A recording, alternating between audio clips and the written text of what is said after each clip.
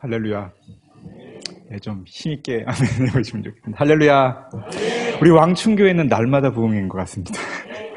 목사님께서 워낙 이제 성령 충만하셔서 그러시고, 또 제가 우리 왕충교회를 처음 또 방문하고 말씀을 전한 게 정확히 기억이 안 나는데 한 6, 7년 됐나 싶습니다. 아마 저 보신 분도 있으실 거고 아마 못 보신 분들도 있으실 것 같은데, 처음 저 보신 분 혹시 좀 죄송하지만 손 좀 들어보실래요? 6, 7년 전에? 제가 이제 감사합니다. 그동안 건강하셨죠? 네, 여러분들에게 주님의 평화가 있기를 바랍니다. 뭔가 제가 느낌이 어떤 느낌이 드냐면, 지난 몇 년 동안 왕충교회는 참 젊어지고 더 활력 있어졌다, 이런 느낌을 좀 받습니다. 나날이 젊어져가는 교회, 나날이 이제 성장해가는 교회, 이런 느낌을 받습니다. 뭐가 이렇게 달라졌을까? 네. 어떤 분이 그러시더라고요. 제가 옛날에 신학을 처음 공부할 때 믿거나 말거나 여러분들이 사랑하시는 우리 담임 목사님, 위채봉 목사님과 제가 동기동창, 신학대학원 동기동창도 그렇지만 동갑입니다. 웃으시는 거 보니까 안 믿어지시죠? 제가 한 10년 전에 그 교회에서 누가 그러더라고요. 모름지기 예수님을 믿는 사람들은 자기 나이보다 10년이 젊어 보이지 않으면 사입이라고 해요. 그래서 제가 그 얘기를 어디에서 듣고 가가지고 이제 얘기를 했더니, 저보고 두 번 얘기하지 않고 저를 이제 오래 교제하던 이 청년이 얼굴 딱 굳어지면서 왕사입이시네요 그러더라고요. 근데 그때나 저나 지금이나 저는 별로 달라진 건 없는 것 같습니다. 검은 머리가 좀 흰 머리가 된 거 빼놓고는 더 빠질 머리가 없었기 때문에 저는 뭐 더 늙은 건 없는 것 같아요. 지금 보니까 그래도 목사님이 저보다 10년 젊어 보이시죠? 죄송합니다. 20년 젊어 보이시죠? 20년 젊어 보이시죠? 네, 나날이 젊어지는 왕충교회 여러분들, 하나님의 은혜가 여러분들과 함께 하시기를 바랍니다. 제가 이제 방금 전에 여쭤본 거는, 혹시나 제가 몇 년 전에 와가지고 하신 말씀을 또 반복하는 게 있는 게 아닐까 하고 이제 걱정이 돼가지고 말씀을 드렸는데, 안 그래도 또 하나님의 말씀을 전할 때 전할 말씀이 많기 때문에 또 다시 들으셔도 괜찮을 거라고 생각합니다. 그래야 6, 7년 전에 처음에 와가지고는 제가 도저히 불가능한 강을 건넜었던 이야기를, 말씀을 전해드렸었어요. 처음에 이제 제가 같이 이제 신학대학원을 졸업하고 전 대학원을 2년 더 하고 1년 정도 더 거쳐서 독일로 가게 되었습니다. 그때 이제 갈 때에 안 사람이 있었고 2살이 채 안 된 아들이 있었어요. 그때 참 비자도 안 나오고 불가능한 길들이 하나하나 열리면서 하나님께서 그 5년 반이면 굉장히 빨리 하기를 했는 시간인데, 5년 반 동안 하나님께서 어떻게 인도하셨는지를 갖다가 한번 말씀을 드린 적이 있을 것입니다. 근데 제가 그때 사실은 그때 말씀은 하나하나 길이 열렸다는 말씀을 드렸고, 외국에 나가게 될 때에 사실은 막막한 일들이 굉장히 많았지만 3가지 고민이 있었습니다. 한 가지는 뭐냐면, 그 당시에 제가 좀 한 2년 정도 병을 좀 앓고 있었어요. 눈의 병을 가지고 있었는데, 아마 저희 동기들은 꽤 알고 있었습니다. 낮은 대로 임하소서라고 하는 이청준 씨가 쓴 소설이 있죠. 거기 이제 주인공이었던 분이 앓고 있었던 병이 실명을 알 수 있는 포도막염이라는 녹내장을 일으키는 병이었는데, 면역성 질환이었죠. 그게 신학대학원 2학년 때 알게 모르게 저한테 와가지고 2년을 괴롭혔습니다. 2년을 괴롭히고 병원을, 작은 데를 다니다가 큰 병원으로 옮겨가가지고 아산병원에 굉장히 국내에서 최고 권위자라고 하는 분이 주치의가 돼서 주기적으로 체크를 하는데, 다음 달 예약이 언제니까 알아서 오십시오 라고 이렇게 딱 예약증을 받아놓고, 근데 그때가 이제 출국할 날짜가 되니까 그 선생님한테 보고도 못하고 얘기도 못하고 나가야 되는 경우가 생겼어요. 다니던 작은 병원에 가가지고 이제 얘기를 하면서, 혹시 외국에 가게 돼서 눈이 문제가 생기면 어떻게 돼야 됩니까? 그랬더니, 그쪽에도 병원 많으니까 알아서 해보세요 라고 이제 연세 드신 의사 선생님이 그 말씀을 하시고, 고민 끝에 그냥 기도를 하기 시작을 했는데, 어느 날 새벽에 새벽 기도를 하다가 주님께서 저에게 조용한 음성을 주셨습니다. 내가 너 눈을 만져줄 테니까 더 이상 이 일로 걱정하지 마라. 이런 마음에 감동을 주셨는데, 그 마음을 기쁘게 받아가지고 내려갔었습니다. 그날 이후로 저는 그 눈의 문제로 병원을 다시 간 일이 20년 동안 단 한 번도 없습니다.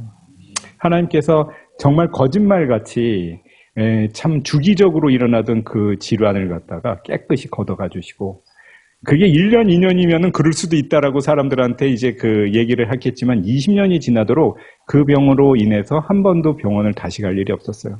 그러니까 아산병원 큰 병원이잖아요. 제가 다른 일로 제가 방금 전에 알레르기가 좀 있어가지고 걸어다니는 병동이 좀 됐습니다. 근데 저는 조금 병이 올 때 그렇게 큰 걱정은 하지 않아요. 작년 올해도 조금 어려운 일이 있어가지고 고민을 했는데 하나님께서 저에게 자고할 만하면 병을 좀 주시고 큰 병은 안 주시더라고요. 요거 놓고 기도하고 요거 놓고 이제 그 관리할 정도가 되면은 무슨 병이 있다고 의사가 이제 그 걱정스럽다고 딱 얘기하면 괜찮아요. 또 지나가겠죠 뭐. 한두 번이 아니었거든요. 근데 그때마다 하나님께서 기도하면은 또 새 힘을 주시고 또 세워주시는 은혜로 지금까지 왔습니다. 여러분들도 어려움과 고난이 있으면 하나님 앞에 내려놓으시면 주님께서 만져주시는 은혜가 있으실 줄로 믿습니다. 두 번째 고민은 뭐였냐면은 남들 다 알고 있는 것 같지만은 사실은 돈이 없었어요. 제가 지난번에도 말씀드렸을 것입니다. 애 데리고 외국에 가는데 딱 3달 살 돈 가지고 갔다고. 지금도 그 비용이 정확히 기억이 납니다. 780만 원인가? 870만 원. 이제 헷갈리네요. 780이든 870이든 말이 안 되죠. 말이 안 되는데 하나님께서 신발이 헤어지지 않게, 옷이 헤어지지 않게 5년 반을 깨끗하게 지나고 나중에 비행기표까지 다 끊어서 보내줬어요.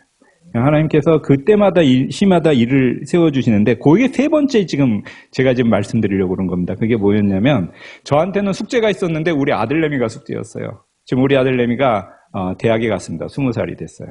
근데 이 아이가 말도 떨어지기 전에 가족에 떨어지면서 이제 그 갈 때 얼마나 고민스러웠겠습니까? 그냥 처음에는 어디 놀러 온 줄 알고 잠에서 자다가 깼는데 생판 듣도 보도 못한 사람들만 왔다 갔다 하면서 이제 황당한 일들이 발생했을 거예요. 그죠? 그러니까 한 2, 3일을 갖다 말을 안 하고 울기만 하다가 멍 때려버리더라고요. 얘한테 무슨 문제가 오나 보다. 라는 이제 생각을 했었는데 걔 때문에 한 4, 5년 정도 정말 그때 고생을 좀 했었습니다.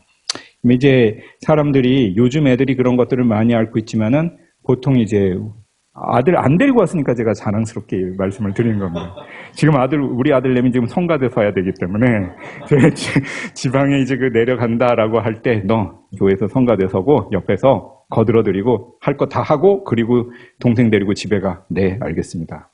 요렇게 될 때까지요, 어마어마한 기도와 옆에서 돌보심이 필요했습니다. 제가 얼마나 아이 때문에 걱정을 했냐면, 이제 그 당시에 이제 어렸을 때 말도 안 통하는 데 가가지고 애가 좀 분위기가 이상하니까, 죄송합니다. 이 아이를 갖다가 이제 그 시에서 운영하는 우리로 말하면 요즘 센터들이라는 게 많이 생겼죠. 근데 아무래도 우리나라보다 앞서가니까 그런 센터들이 많이 생겨서 심리 상담가부터 시작해서 놀이치료사부터 시작해서 제가 우리 아들내미 때문에 언어가 엄청나게 늘었습니다. 얘 데리고 병원 다니면서 의사 선생님한테 다 소개해줘야 되고, 얘 데리면서 시에 다니면서 얘기를 해야 되고, 얘 데리고 그냥 유치원에 가가지고 선생님이 뭐라고 그러면은 다 죄송합니다, 잘못했습니다부터 시작해가지고 30분, 1시간 동안 설명을 해야 되니까 남들 3년 걸려서 할 언어가 그냥 1년 만에 와다닥 늘어나 버리더라고요. 하나님께서는 고난 가운데 우리를 갖다 키우신다. 그런 느낌을 가졌습니다. 근데 얘가 그때 딱 그분들이 얘기가 ADHD라는 기가 있다는 거예요. 그 사람들 얘기로 아대, 하대라고 그랬는데 그 같은 말이죠. 그러니까 약간 좀 부산한 증세가 있는데 요거는 이제 원래 가지고 나오는 결함일 수 있으니까 이 아이를 돌보기 위해서 이거가 필요합니다.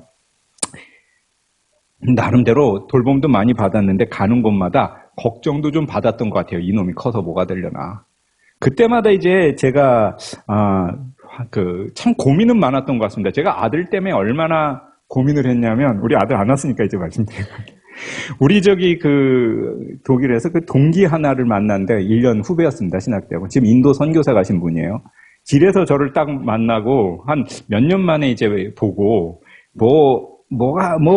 어려운 얘기를 할 줄 알았더니 저는 기억이 안 나는데 1시간 동안 아들 얘기만 하더래요.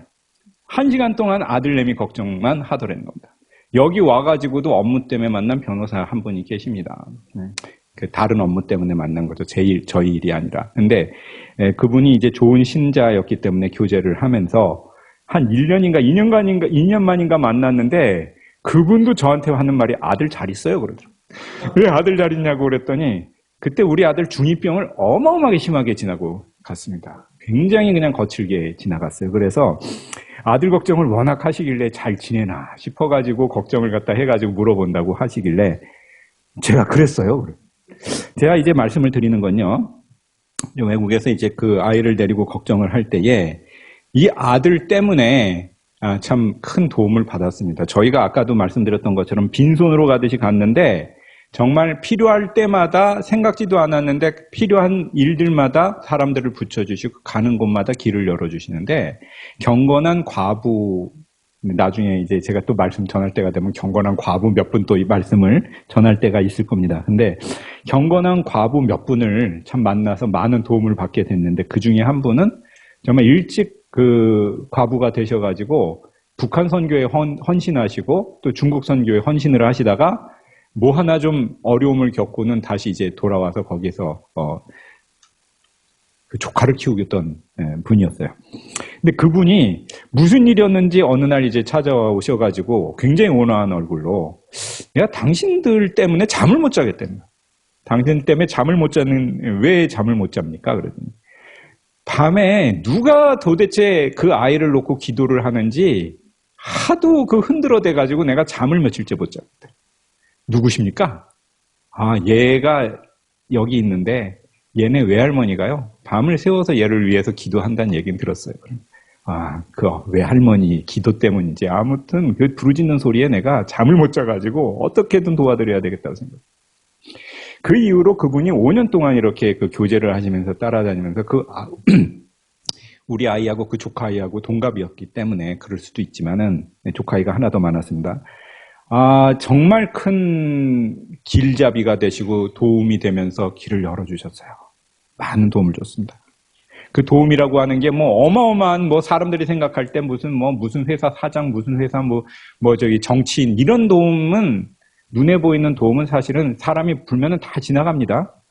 그런데 정말 하나님께서 필요할 때 필요한 일들마다 지켜주시더라고요. 제가 아들 때문에 얼마나 고민을 했을까라고 하면 여기 와가지고도 10년 전에 제가 지난 10년 동안에 우리 안사람하고 한 지난주에 그런 얘기를 하면서 10년을 지나면서 내가 무엇을 했고 무엇이 남았을까라고 이제 이야기를 나누니 안사람이 이런 이야기를 하는데 첫째, 좀 감사 좀 해라 이 사람한테. 감사함으로 받으면은 당신이 안 받은 게 뭐 있냐. 그야말로 대학에서 총장 빼고는 다 해봤다. 그리고 여기저기 가면은 해야 될 일들은 하나님께서 다 챙겨주신 거 보지 않았냐. 근데 정말 감사해야 될 게 뭐냐. 제가 한 10년 전에 어디 가서 말씀을 전하면서 우리 큰아이, 작은아이 때문에 고민입니다. 이런 얘기를 했어요. 그때 큰아이는 이런 질환을 가지고 왔었고 둘째 아이는 태어난 지 얼마 안 됐는데 선천성으로 갑상선에 조금 문제를 가지고 태어났었어요.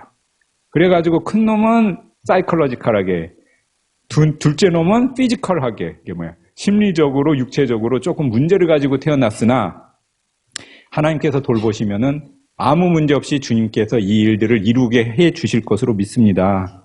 왜냐하면은 내가 이 아이를 붙들고 가봐야 얼마나 붙들고 가겠냐.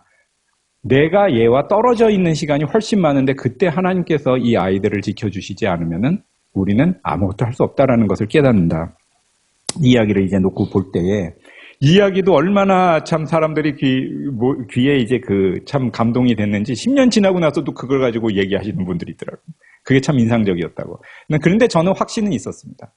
둘째 아이가 한 3년 정도 이제 병원에서 치료를 받다가 10명 중에 1명만 괜찮아져서 졸업을 하는데 얘는 졸업을 시켰어요.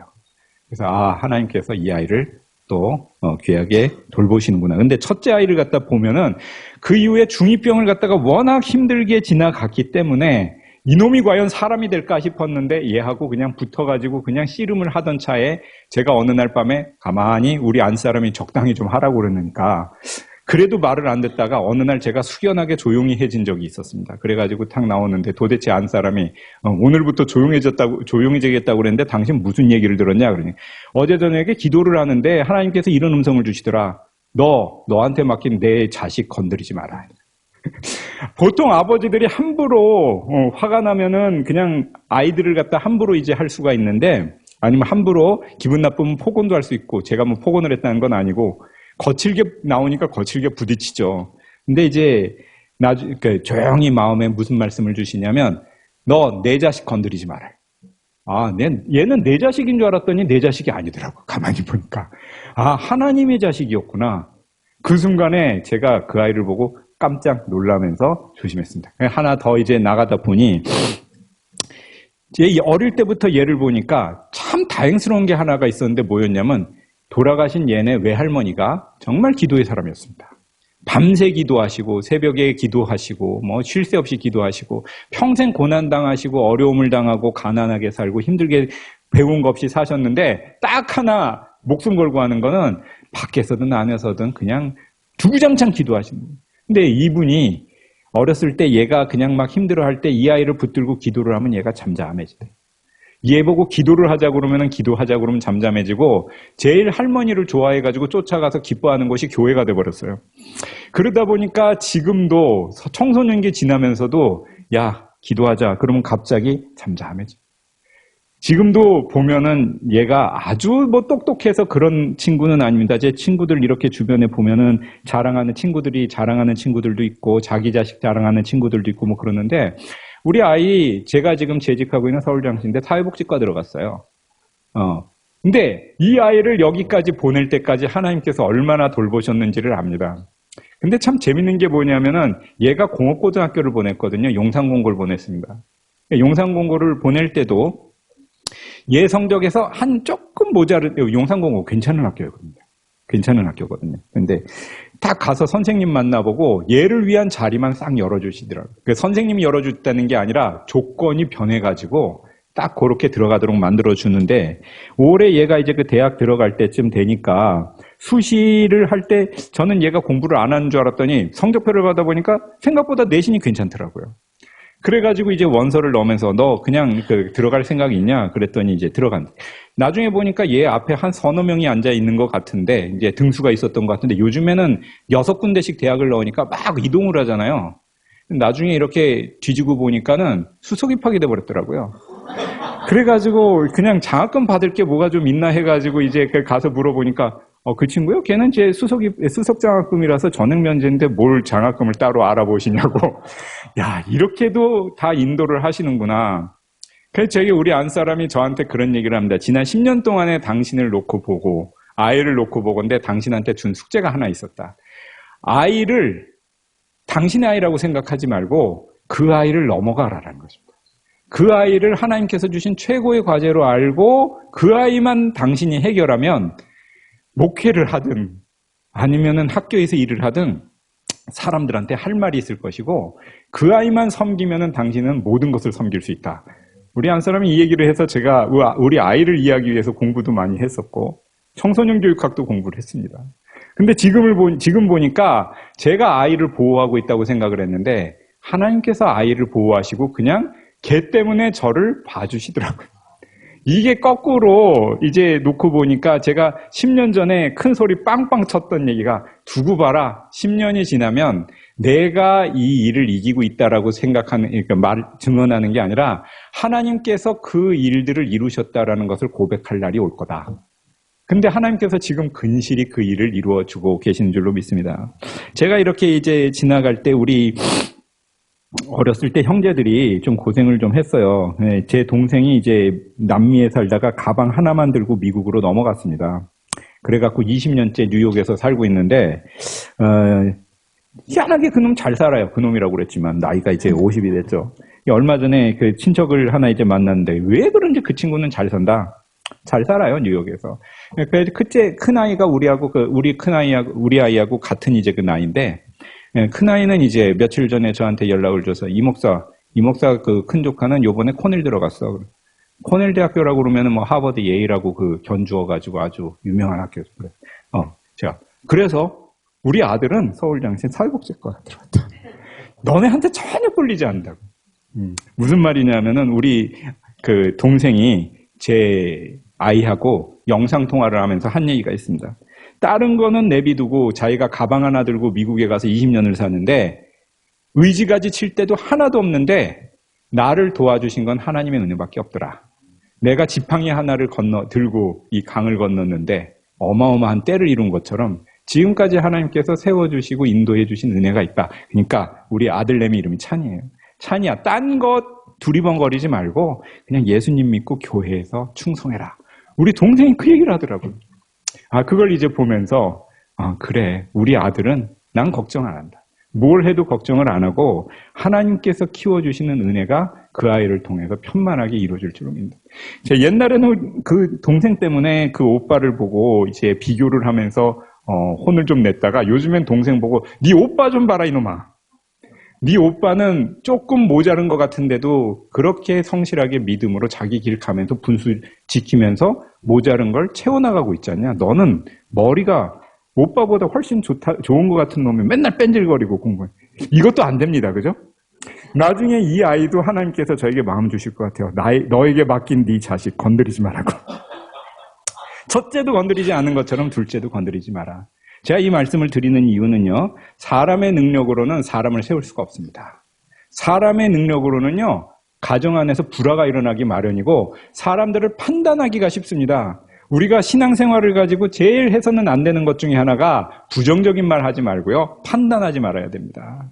부정적인 말하기 시작을 하면 하나님께서 주신 감사의 은혜가 다 사라져버리고 판단하기 시작하면 마음에 못 박게 박히지 않습니다. 너는 왜 그러냐? 너는 왜 그거밖에 안 되냐? 쟤네 아들은 뭐를 했대는데 쟤네 딸은 뭘 했대는데 너는 뭘 하느냐고.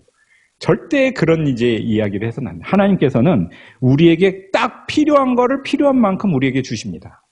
여러분들에게 주신 것은 여러분들에게 주실 수 있는 최상의 것을 주신 줄로 믿습니다. 그래서 감사함으로 우리가 받고 삶을 시작하면 하나님께서 그때부터 우리들의 삶을 들어서 사용하기 시작하십니다. 그래서 여러분들이 성도들이 해야 되는 가장 중요한 이제 두 개가 있잖아요. 감사해야 되고요. 그리고 기도해야 됩니다. 절대로 다른 사람들하고 비교하지 마십시오. 비교하지 말고 판단하지 말고 부정적인 말 하지 마시고 반드시 감사하고 기도하고 하나님을 찬송하십시오.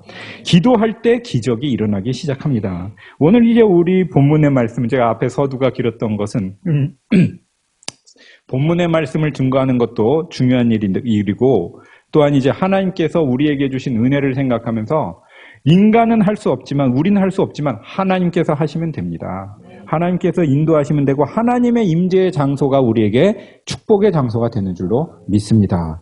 사실 오늘 본문의 말씀 요한복음 2장의 가나의 혼인잔치의 말씀은 여러분들이 다 알고 계시는 말씀입니다. 그리고 이 혼인잔치의 기적이 요한복음에 나오는 가장 첫 번째 기적의 장소라고 하는 것도 여러분들이 알고 있습니다. 잔치집에서 사람들에게 흥을 돋워줘야 되는 포도주가 떨어지고 사람들이 자칫하면 기쁨이 사라지고 불만 가득한 자리로 변할 수 있는 낙담한 장소에 기적이 일어납니다. 그것이 이제 물이 포도주로 변하는 기적인 것이죠. 근데 이 물이 포도주로 변하는 기적보다 정말 우리가 봐야 되는 중요한 기적이 무엇입니까? 그 자리에 예수님이 계신다는 사실입니다. 예수님이 계시는 그 자리가 우리에게 기적을 불러일으키는 장소가 될 줄로 믿습니다. 물밖에 남은 것이 없고 사람들에게는 가진 것이 다 떨어졌고 낙담이 지배할 수 있는 그 장소가 주님께서 임하실 때는 하나님 나라의 잔치가 임하는 장소가 되는 것이요 우리에게 생명이 일으켜지는 기쁨의 장소로 변할 수 있다는 것을 오늘 본문의 말씀은 선포하고 계시는 것이죠. 사실 우리가 보면은 요한복음 1장에서 선포하고 있는 예수님은 어떤 분입니까? 하나님은 태초에 천지를 창조하신 하나님, 그 하나님과 동일 본질이신 예수님, 하나님의 말씀이자 세상을 창조하신 그분이 세상의 빛이시고 그 빛이 육신을 입어 우리 한가운데 오셨다라는 놀라운 사실을 우리에게 선포하고 있습니다. 오늘 우리가 여러분들이 하나님 우편에 앉아 계시는 예수님께서 성령의 능력으로 성령의 은혜로 우리가 예배를 드릴 때 우리와 함께 하시고 우리가 말씀을 읽을 때 우리와 함께 하시고 우리가 기도를 드릴 때 그 기도를 하나님의 능력으로 새롭게 하시며 받아주시고 성도의 기도가 올라가는 그곳을 하나님께서는 기쁨으로 새롭게 하시는 은혜를 체험하게 됩니다. 근데 놀랍게 우리가 간구하고 있는 사실이 세상의 힘이 너무 세 보이니까, 세상의 활락이 너무 우리의 눈을 가려버리니까 하나님의 성령, 영이신 성령께서 우리 가운데 임재하시고 함께하시고 이렇게 우리를 붙들고 계심에도 불구하고 이 엄청난 기적이 우리에게는 믿겨지지 않는다는 이상한 사실로 변질되고 있는 것을 본다는 것이죠. 그래서는 안 됩니다. 우리에게는 성령이 계시는 그곳이 하나님 나라가 임재하는 곳이며 성령이 임재하시는 그곳이 여러분들에게 천국 잔치로 우리를 바꿔주시는 은혜가 있는 곳으로 그렇게 선포되는 말씀의 능력을 믿습니다. 성령이 임하시면 여러분들의 삶이 새로워질 것이고 여러분들의 자녀가 새로워질 것이고 걱정하지 말라. 제가 아까 전에 말씀드린 내 자식 걱정하지 말라. 내 자식 손대지 마라. 걔 너한테 맡겼는데 맡긴 자식을 갖다 네 자식인 줄 알고 함부로 손대지 말라는 얘기예요. 왜? 하나님께서 보호하시고 가는 사람은 하나님께서 인도해 나가십니다. 자, 우리 본문의 말씀을 통해서 우리가 보게 되는 가장 중요한 거, 예수님께서 계시는 그곳이 천국잔치의 현장이며 우리를 새롭게 하시는 은혜의 현장이 된다는 것을 믿는 것이죠. 몇 가지 한번 보십시오. 예수님께서 임하실 때에 놀라운 일들이 일어나기 시작을 합니다. 그 중에 하나는 굳어버린 옛것이 변화돼서 기쁨의 도구가 되는 은혜가 임재하기 시작을 하는 것입니다. 주님께서 이 잔치 자리에서 기적을 베푸시는데 여기에 이제 말씀된 그 6절에 있는 것처럼 유대인의 정결 예식을 따라 두세 통 드는 돌항아리 6이 놓여 있었다라고 말씀을 합니다. 이 돌항아리는 그 장소에서 쓸모없는 항아리처럼 놓여 있을 수 있고, 그리고 이전에는 정말 소중하게 쓰여졌으나 지금은 사람들의 주목을 끌지 못하는 약한 모습으로 주저앉아 있는 것처럼 보였을 수 있습니다. 우리에게도 비슷한 모습으로 우리 스스로를 볼 때가 있습니다. 한때는 참 멋있었고 왕년은 좋았는데, 왕년 없는 사람 하나도 없잖아요. 한때는 나도 참 멋있었는데, 잘 나갔는데, 예뻤는데, 지금은요? 지금은 돌항아리처럼 구겨져 있어. 그 돌항아리처럼 구겨져 있다는 건 자기의 생각일 뿐입니다. 하나님께서 들어서 사용하시면 구석에 있는 돌항아리도 잔치 자리의 도구로 변화시킬 수가 있습니다.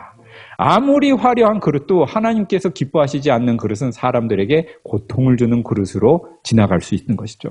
큰 집에는 금그릇도 있고 질그릇도 있고, 토기장이가 질그릇을 만들든지 금그릇을 만들든지 그건 토기장의 마음 아닙니까? 라고 이제 말씀을 주실 때 우리가 봐야 되는 거 한 가지가 있습니다. 하나님 앞에서는 질그릇도 금그릇도 차별이 없다는 것입니다. 하나님께서 쓰시는 그릇이면 됩니다. 우리가 한때는 돌 항아리가 아니라 정말 좋은 항아리였다가 구석에 있는 항아리 같이 우리가 망가져 있다고 스스로를 생각할 그때에도 주님께서 내가 너를 쓰겠다라고 하시면은 그것이 잔치 자리에 놀라운 기쁨을 주는 도구로 변화되는 것이죠. 여러분들의 삶이 지금 잘 쓰시는 항아리일 수도 있고 놓여있는 항아리일 수도 있고 왕년에는 괜찮았다가 지금은 고민스러운 항아리의 모습일 수도 있습니다. 걱정하지 마십시오. 그냥 하나님께서 쓰시면 됩니다. 주여 나를 써주시옵소서. 나라는 항아리를 써주시옵소서. 그럴 때 이 항아리가 놀라운 은혜의 도구가 되는 것이죠. 우리가 두 번째 한번 이제 생각을 해볼 때 아까 말씀드린 것처럼 예수님이 임하시면 여러분들의 때가 새로워집니다. 이 본문의 말씀처럼 이제 주님께서 여자여 아직 내 때가 이르지 않았습니다 라고 이제 말씀을 하는데, 그 여자여 내 때가 이르지 않았다라고 하는 그때에도 예수님이 임재하시는 때는 때와 장소가 새로워지는 은혜의 공간으로 변화하기 시작을 하는 것이죠. 우리가 이 땅에 살 때에 기쁨이 더 우리에게 많이 오는가, 허탄과 낙담이 더 많이 오는가 스스로를 볼 때예요. 무엇을 보면은 우리가 스스로를 생각할 수 있냐 하면은 아침마다 요즘 신문 안 보시죠? 다 이제 이걸로 보시니까. 근데 종이신문을 보시는 분들은 종이신문을 펴시면은 세상이 어떻게 돌아갔는지 알 수 있습니다. 기쁨의 소식이 더 많습니까? 저주와 낙담의 소식이 더 많습니까? 한탄과 걱정이 훨씬 많고 비난이 훨씬 더 많은데, 놀라운 사실은 세상은 비난대로 흘러가지도 않고 낙담대로 흘러가지도 않고 자기가 돌고 있다는 사실입니다. 근데 성도들에게는 낙담도 비탄도 아니라 한 가지 중요한 동력이 우리를 이끌고 나갑니다. 그게 어떤 동력입니까? 하나님의 말씀 동력이 우리에게 있을 때 주님께서 주시는 동력과 능력이 우리의 때를 항상 새롭게 만들어 주시는 줄로 믿습니다. 위기는 타이밍이다라는 글을 쓴 오스 힐먼이라는 분이 요셉의 구덩이라는 글을 쓰면서 이런 표현을 쓰고 있습니다. 요셉이 구덩이에 빠졌을 때에 그가 올려다볼 수 있는 건 하늘밖에 없었다. 우리는 요셉을 생각할 때 마지막에 출세한 요셉만 그리게 되는데 사실은 요셉을 13살 때 팔려간 요셉이 30살 때 제대로 된 자리에 나올 때까지 무려 17년 동안 남의 나라에 가서 생고생한 겁니다. 욕도 먹고 굴림받고 심지어 감옥에 가서 꽤 오래 세월을 갖다 이제 보내게 되고, 만일 우리에게 주어진 낙담과 허탄과 어둠의 세월에 눈이 고정돼 있으면 마지막 순간에 하나님께서 애굽의 총리로 세우시는 요셉의 등극을 볼 수 없습니다. 우리가 하나님께서 오늘도 일하시는 하나님이에요. 하나님께서는 쉬지 않고 일하고 계십니다. 우리가 어쩔 땐 긴 것을 기다려야 될 때가 있고, 하나님께서 어쩔 때 우리에게 고난과 가시밭길을 걷게 하실 때가 있습니다. 근데 여러분들이 고난과 가시밭길을 걸어가실 때 그때도 하나님께서는 우리를 살펴보고 계십니다. 죽을 것 같이 넘어질 때는 건져주시고, 결국에는 우리가 걸어간 그 고난과 가시밭길 때문에 주님이 주시는 열매가 훨씬 더 달콤하게 느껴지고 주님의 은혜가 영광스러운 열매로 우리에게 임재하게 되는 것을 보게 됩니다. 우리가 하나님께 눈을 고정시킬 때 문제는 보이지 않기 시작을 합니다. 문제보다 크신 하나님, 세상의 모든 것보다 크신 하나님의 은혜를 보기 시작을 하는 것이죠. 우리가 세상에다가 관심을 두면 일하시는 하나님, 싸우시는 하나님, 역전하시는 하나님, 모든 것을 들어서 반전시키시는 하나님의 반전을 볼 수 없습니다. 17년을 기다리게 해도 요셉에게 주신 약속은 하나님은 반드시 이루십니다. 마지막 이 본문의 말씀을 갖다가 이제 볼 때에 우리는 주님의 때를 기억하며 주님의 얼굴을 바라볼 수 있어야 될 줄로 믿습니다. 이 세 번째 마지막으로 우리가 이 본문의 말씀을 통해서 살펴볼 부분은 하나님은 순종하는 사람들을 통하여 일을 이루신다. 순종하는 사람들을 통하여 일을 이루신다입니다. 5절에 예수님의 어머니께서 하인들에게 말씀하십니다. 너희에게 무슨 말씀을 하시든지 그대로 하라. 그 말씀에 순종해서 종들이 이 항아리를 채우는데요, 2-3통 드는 돌 항아리 6이라고 말씀합니다. 이것을 오늘날 계산으로 한번 계산을 해보니까 대략 6개를 합쳐서 한 720리터 정도가 나온다고 그러더라고요. 600에서 720리터. 양이 굉장히 많습니다. 근데 여기 수돗물을 틀면은 가지고 와갖고 그 자리에 채우는 거 아니에요. 요즘 같으면 이제 호스 끌어가지고 채우겠지만, 유대에서는 우물에서 물을 떠와야 되는데 물 나오는 게 굉장히 힘듭니다. 밤새 각오하고 하인들이 이걸 퍼가지고 와서 여길 채워야 돼요. 근데 채워야 되는데 얼마나 바보 같은 일입니까? 그런데 묻지 말고 시키는 대로 해라. 근데 이 사람들이 순종하고 그 일들을 행할 때에 하나님께서 그 일들을 통하여 잔치 자리에 놀라우신 기적을 일으키는 사건으로 변화시키십니다. 우리는 주님의 말씀보다 나의 생각에 초점을 맞추기가 쉽고, 나의 연약함에 초점을 맞추기가 쉽고, 혹은 우쭐함에 초점을 맞추기가 쉽습니다. 하나님께서 우리에게 말씀을 주실 때 순종하는 것보다 내 생각을 앞세울 때가 있는 것이죠. 근데 주께서 무슨 말씀을 하시더라도 그대로 하라라고 하는 그 말씀을 듣고 순종하고 그 일들을 할 때에 이 자리는 천국의 잔치로 변화하는 능력의 장소로 변화하게 됩니다. 본문은 이 모든 것이 어우러져서 놀라운 잔치가 벌어지는 예수님의 취임식에 대해서 다루고 있습니다. 이제는 쓸모없게 돼버린 옛 항아리도, 고난받고 억압받고 낙담스러운 오늘의 시간도, 하루하루 연명해가는 것 같은 소망 없는 오늘의 순간도, 아무 능력 없고 권세도 특별한 것 없는 것 같은 하인들도 주님의 부르심을 받고 순종하고 쓰임받기 시작할 때 돌 항아리는 포도주를 생산하는 장소가 되고, 이 하인들의 순종은 사람들에게 기쁘게 하는 순종이 되기 시작하고, 이 모든 것들이 변화하여 하나님 나라의 잔치에 참여하는 은혜의 도구, 은혜의 시간들로 변화하면서 완전케 하시는 예수님, 죽은 정결례를 새롭게 하시는 예수님, 나의 인생을 새롭게 하시는 예수님의 은혜의 때가 이곳에 임하기 시작하는 것이죠. 이것이 바로 예수님의 취임 예식입니다. 오늘 우리를 부르신 하나님께서 우리를 보내셔서 이 자리에서 우리를 새롭게 하시고 각 사람의 장소에서 여러분들을 새롭게 하시며 여러분들을 통하여 놀라운 일들을 이루어 나가게 해주실 줄로 믿습니다. 이사야 43장 18절 이하의 말씀을 보면은 주께서 이런 말씀을 선포를 하셨습니다. 너희는 이전 일을 생각지 말며 옛날 일을 기억하지 말라. 보라, 내가 새 일을 행하리니 이제 나타낼 것이라. 너희가 그것을 알지 못하겠느냐? 반드시 내가 광야의 길을 사막의 강을 내리니 장차 들짐승 곧 승냥이와 타조도 나를 존경할 것은 내가 광야의 물을 사막의 강을 내어 내 백성 내가 택한 자에게 마시게 할 것임이라. 여러분들은 이전 일을 생각지 말고 옛날 일을 기억지 마시고 주님 안에 부름받은 새로운 사람들임을 선포하시면서 주께서 행하시는 새 일을 나타내시는 믿음의 도구들이 되시기를 주님의 이름으로 축원합니다. 같이 기도드립니다. 은혜로우신 주님, 우리가 주님의 은혜의 손길에 붙잡힐 때에 굳어버린 옛 항아리는 사람들에게 기쁨을 주는 포도주의 생산지가 되고 그리고 하인들의 순종은 사람들을 기쁘게 하는 잔치의 주역이 되고 우리의 낙담스러운 시간은 하나님의 은혜의 때가 임하는 은혜의 순간이 되는 줄로 믿습니다. 아무쪼록 걱정하지 말게 하옵시고 우리에게 주어진 사람들을, 우리에게 주어진 자녀를, 우리에게 주어진 어른들을 인간의 눈으로 바라보지 말게 하옵시고 하나님이 주신 은혜로 바라보며 서로를 세워나가는 믿음의 은혜가 우리 가운데 넘쳐나게 하여 주시옵소서. 우리 주 예수님의 이름으로 기도드립니다. 아멘.